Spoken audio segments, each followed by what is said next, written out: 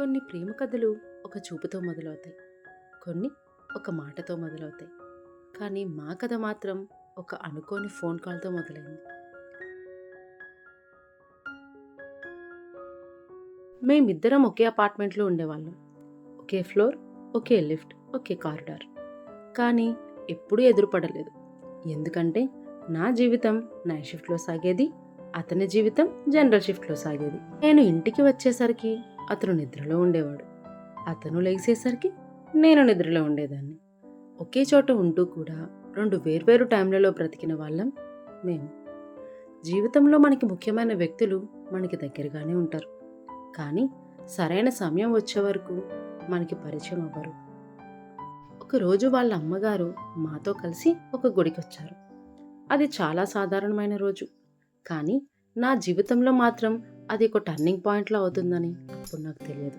గుడిలో ఉన్నప్పుడు ఆ అబ్బాయి తన అమ్మగారికి కాల్ చేశాడు. వాళ్ళ అమ్మగారు ఆ ఫోన్ నా చేతిలో పెట్టి మాట్లాడమ్మా అన్నారు. అలా మొట్టమొదటిసారిగా నేను అతనితో మాట్లాడాల్సి వచ్చింది. నేను సింపుల్‌గా చెప్పండి అన్నాను. అప్పుడు అతను ఒక్కసారిగా ఫుల్ కాన్ఫిడెన్స్‌తో ఫాస్ట్‌గా ఇంగ్లీష్‌లో మాట్లాడేస్తున్నాడు.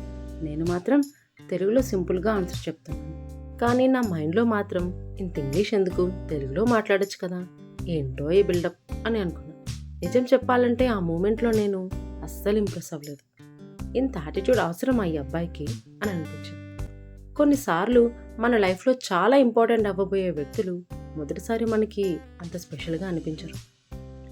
మా కన్వర్జేషన్ అయిపోయాక అతను ఒక్కసారిగా అడిగాడు, మీ నెంబర్ ఇస్తారా, ఒకవేళ లేట్ అయినా ఎమర్జెన్సీకి ఉపయోగపడుతుంది కదా అని.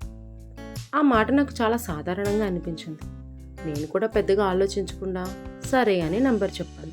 కానీ ఆ వేర్వేరు టైం జోన్లో బతికిన ఇద్దరు జీవితాలు ఆ ఒక్క కాల్ తర్వాత ఒకే కథగా మారిపోతాయని అప్పుడు మాకు తెలియదు. కొన్ని పరిచయాలు చాలా సాధారణంగా మొదలవుతాయి. కానీ తర్వాత మాత్రం మన జీవితంలోనే అత్యంత ప్రత్యేకంగా మారుతాయి. ఆ రోజు అది కేవలం ఒక ఫోన్ కాల్ మాత్రమే అనిపించింది. కానీ కొన్ని రోజుల్లోనే మళ్ళీ అతనితో మాట్లాడాల్సి వచ్చింది.